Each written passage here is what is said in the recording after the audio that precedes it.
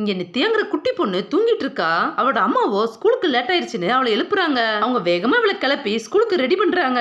இவளை ஸ்கூலுக்கு கொண்டு போய் விடுறதுக்காக ஒரு அங்கிள் வர்றாரு. இந்த குட்டி பொண்ணு அவர் தான் தினமும் ஸ்கூலுக்கு கொண்டு போய் விடுறாரு. ஸ்கூல் லஞ்ச் டைம்ல இந்த பொண்ணு அவங்க அம்மா கொடுத்து விட்டதை எடுத்து சாப்பிடுறா. பட் அவளுக்கு அந்த சாப்பாடு பிடிக்கவே இல்ல. இதனால அவ யாருக்குமே தெரியாம அதை வெளியில கொட்டிடுறா. இவ இப்படி கொட்டுறத அவ கிளாஸ்ல உள்ள ஒரு பையன் பாத்துறான். அவன் இவகிட்ட எதுக்கு இப்படி கொட்டுற, டீச்சர் பார்த்தா வைவாங்கன்னு சொல்றான். இவளோ நீ யார்கிட்ட இதை பத்தி சொல்லாதன்னு சொல்லிடுறா.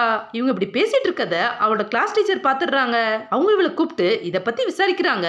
இவளோ இல்லன்னு போய் சொல்றா. அப்ப டீச்சர் நிறைய பேர் ஒருவேளை சாப்பாடு கூட இல்லாம ரொம்ப கஷ்டப்பட்டுட்டு இருக்காங்க, நீ இப்படி ஈஸியா சாப்பாடு கீழே போடுறன்னு சொல்றாங்க.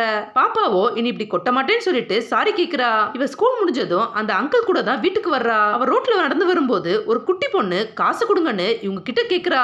அவரோ என்கிட்ட காசு இல்லன்னு சொல்லிட்டு பாப்பாவை கூட்டிட்டு கிளம்புறாரு. பட் அந்த பொண்ணும் விடாம இவங்க முன்னாடி வந்து நின்னு நான் காலையில இருந்து சாப்பிடல, எனக்கு ரொம்ப பசிக்குது, ஏதாவது சாப்பிட கொடுங்கன்னு கேக்குறா. இவரோ என்கிட்ட காசு இல்லன்னு சொல்லிட்டு நித்யா கூட்டிட்டு வீட்டுக்கு வந்துடுறாரு. அன்னைக்கு நைட்டு நித்யா தூங்கிட்டு இருக்கும்போது அவளுக்கு அந்த ரோட்ல பார்த்த குட்டி பொண்ணு தான் கனவுல வந்துகிட்டே இருக்கா.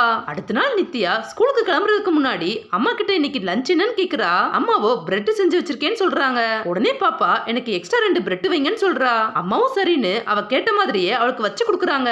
அவ அதை வாங்கிட்டு ஸ்கூலுக்கு கிளம்பி போறா. கொஞ்ச நாள் கழிச்சு பாப்பா ஸ்கூலுக்கு போயிட்டு வந்ததும் அம்மா அந்த அங்கிள் கிட்ட உங்ககிட்ட ஒண்ணு கேட்கணும்னு சொல்லி அவரை உட்கார சொல்றாங்க. அம்மா அவர்கிட்ட இன்னைக்கு நான் நித்யாவோட ஸ்கூலுக்கு போனேன், டீச்சர் என்கிட்ட நித்யா ஸ்கூல்ல சாப்பிடறதே இல்லைன்னு சொன்னாங்க, நீங்க போற வழியில அவளுக்கு சாப்பிட ஏதாச்சும் வாங்கி கொடுக்கீங்களான்னு கேக்குறாங்க. அவரோ பயந்துகிட்டே நான் எதுவும் வாங்கி கொடுக்கலன்னு சொல்றாரு. அம்மாவோ நீங்களும் எதுவும் வாங்கி கொடுக்கலன்னா அப்ப அவ எதை தான் சாப்பிடுறா, அவளுக்கு கொடுத்து விட்ட சாப்பாடுலாம் என்ன ஆகுதுன்னு கேக்குறாங்க. இவரோ தயங்கிக்கிட்டே உங்க பொண்ணு ரொம்ப அன்பானவ, இந்த வயசுல உள்ள பிள்ளைங்க யாரும் இப்படி யோசிக்கிறது கிடையாது, பட் உங்க பொண்ணும் எல்லார் மேலயும் ரொம்ப பாசமா இருக்கிறான்னு சொல்றாரு. அம்மாவுக்கோ இவர் சொல்றது எதுவுமே புரியல.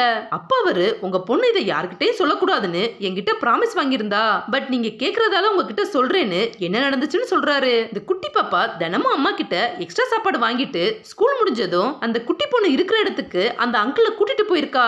அங்க வச்சு அவளோட சாப்பாடு எடுத்து அவ அந்த பாப்பாக்கும் ஊட்டி விட்டு 2 பேரும் சேர்ந்து சாப்பிட்டு இருக்காங்க. அப்ப நித்யா அந்த பொண்ணு கிட்ட உங்க அம்மா உனக்கு என்ன சமைச்சு கொடுப்பாங்கன்னு கேக்குறா. அந்த பொண்ணும் எனக்கு யாருமே கிடையாது, நான் எங்க இடம் கிடைக்குதோ அங்க போய் தங்கிக்கிறவேன்னு சொல்றா. இதை கேட்டதும் நித்யா ரொம்ப ஃபீல் பண்றா. இப்படியே தினமும்